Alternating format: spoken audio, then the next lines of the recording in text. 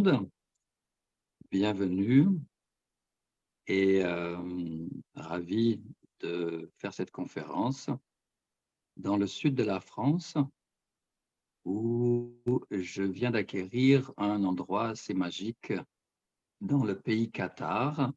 Vous voyez derrière un des hômes et des habitats insolites de cet endroit avec des sources d'eau chaude. Ça s'appelle le centre Harmonia.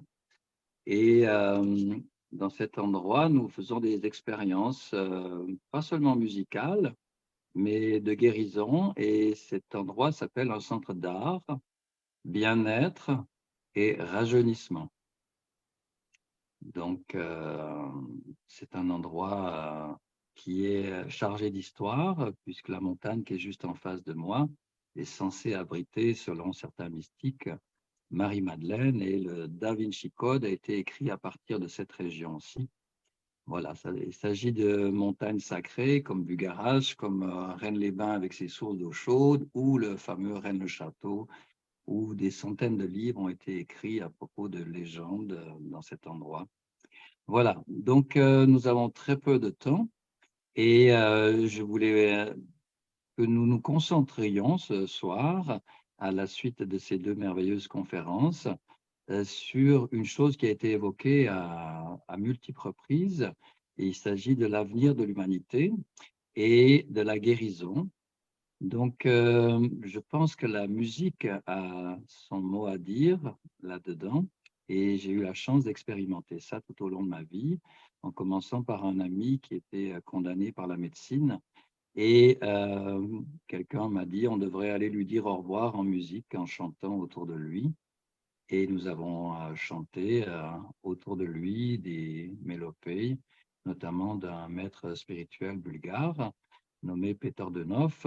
Et il est entré dans l'hôpital en soins palliatifs et il est mort. Mais il est revenu, en fait, il a fait une NDE et il est ensuite resté en vie pendant plus de 20 ans. Et il a expliqué le rôle de la musique dans le processus de guérison. Et par rapport à ce que nous venons d'entendre et à l'enseignement extraordinaire de Grigory Grabovoï, il y a une chose que j'ai retenue, il s'agit du rajeunissement. Donc, dans cet endroit, nous avons un centre d'art, bien-être et rajeunissement, parce que avec les nouvelles techniques musicales, couplées à de la spiritualité, couplées avec une hygiène de vie, on arrive à faire ce que les médecins qualifieraient de miracle. Voilà, donc avant de présenter un tout petit peu les techniques, parce que nous avons très très peu de temps, j'aimerais juste dire que les musiciens peuvent être très dangereux et je vais vous le prouver. Je peux juste maintenant modifier l'état de conscience de plusieurs centaines de personnes selon ce que je vais jouer. Si je joue ça,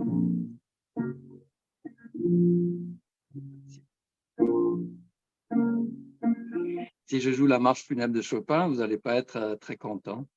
Et également, si je joue la cantine très connue, Frère Jacques, vous allez être content. Et vous dire, ah oui, je me rappelle de cette cantine-là. Mais si je modifiais une demi-note de cette mélodie de Frère Jacques, je pourrais changer votre état de conscience.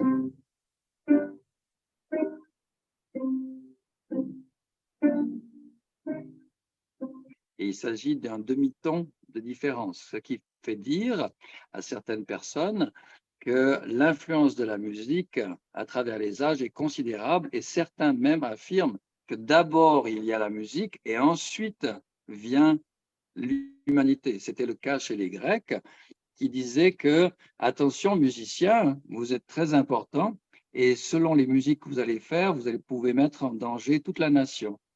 Donc maintenant, nous devons impérativement faire attention à la musique que nous écoutons et que nous faisons écouter, notamment à nos enfants. Et je pense par exemple à l'influence du rock, du rap et de toutes les nouvelles musiques électroniques qui sont sur le marché. Et en tant que professeur de musique pendant des dizaines d'années, j'ai vu l'humanité, pour l'instant, un petit peu descendre au niveau vibratoire à cause de certaines musiques. Et maintenant, il importe que cette humanité remonte au niveau de la conscience avec différentes technologies, par exemple celle de Grigory Grabovoï.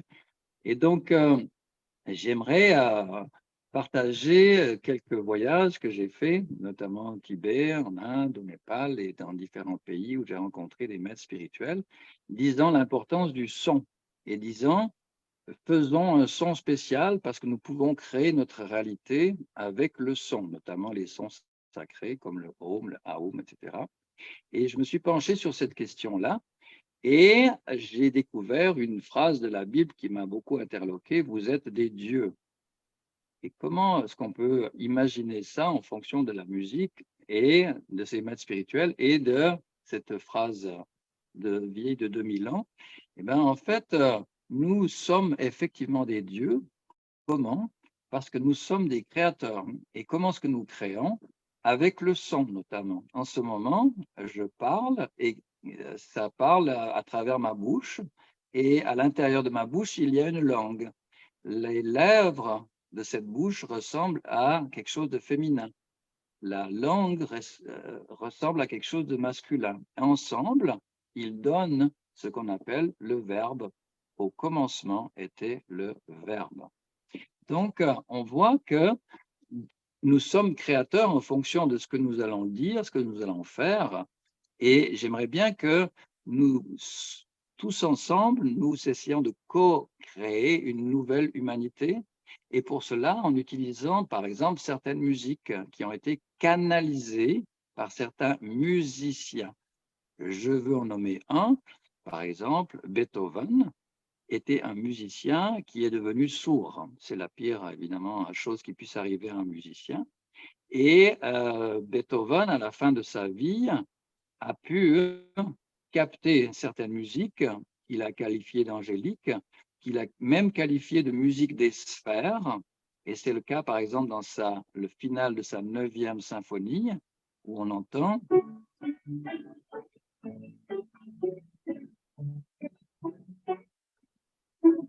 l'hymne à la joie. Et avec des paroles, alle Menschen werden Brüder, tous les êtres humains deviennent des frères et sœurs. Donc, ces choses-là, cette finale de la 9e symphonie que j'ai beaucoup dirigée, puisque je suis effectivement chef d'orchestre, ça crée un état de conscience très intéressant et ça pourrait amener l'humanité à avancer sur certains paliers de la conscience et imaginer qu'on crée ce qu'on appelle l'âge d'or. On pense qu'il y a eu l'âge de bronze, l'âge de fer, etc. Maintenant, on attend l'âge d'or. Et je pense que nous y sommes presque en ce moment, ensemble, si nous nous concentrons sur la beauté. Et ce qui est intéressant, c'est que dans le passé, il y avait donc les Grecs parlaient d'éthique, d'éthos et attention à la musique, mais il y avait également le dieu de la musique, Apollon, qui était également le dieu de la beauté, on dit un Apollon, et également le dieu de la médecine. Donc il y a effectivement une relation entre musique et beauté et guérison, ce qui fait depuis la nuit des temps, les musiciens ont été parfois des médecins et même parfois des prêtres. Donc, on dit idéalement que ces trois choses, si elles étaient couplées, créeraient ce qu'on appelle des magiciens. Voilà. Donc, j'aimerais vous dire, pour terminer, puisqu'il me reste très peu de temps, on va écouter un tout petit morceau de musique pour nous détendre.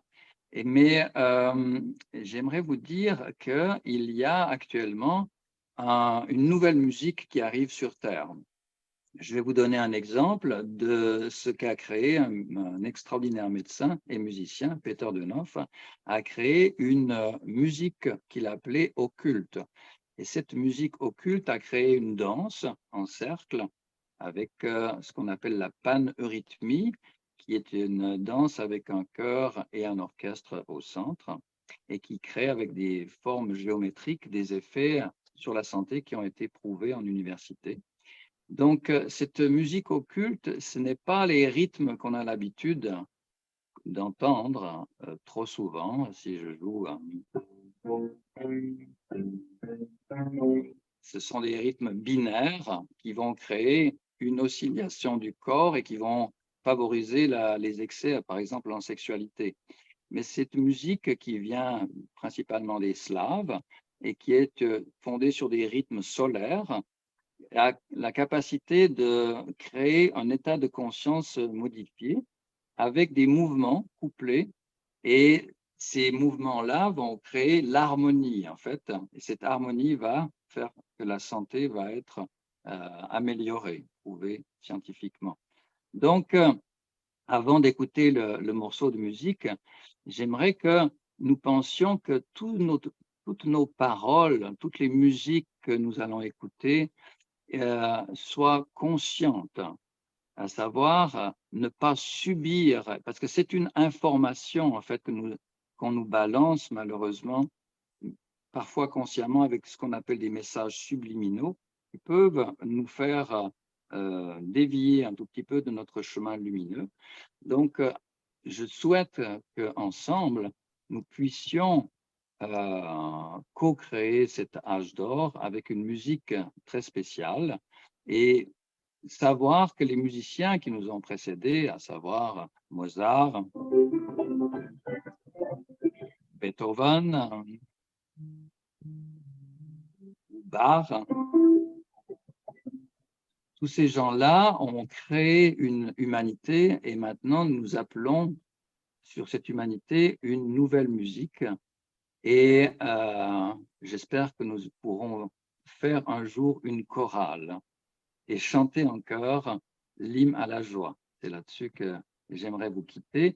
Le morceau que vous allez entendre, c'était un morceau improvisé, comme cette conférence, et j'avais demandé à l'ingénieur du son de effacer ce morceau parce que je pensais qu'il n'était pas digne d'être écouté. Et Valérie l'a écouté et a dit, ben non, il me plaît beaucoup et j'aimerais le faire partager. Donc, je vous laisse avec une petite musique sympathique de quelques minutes, en vous souhaitant une très agréable soirée et un fantastique rajeunissement en musique.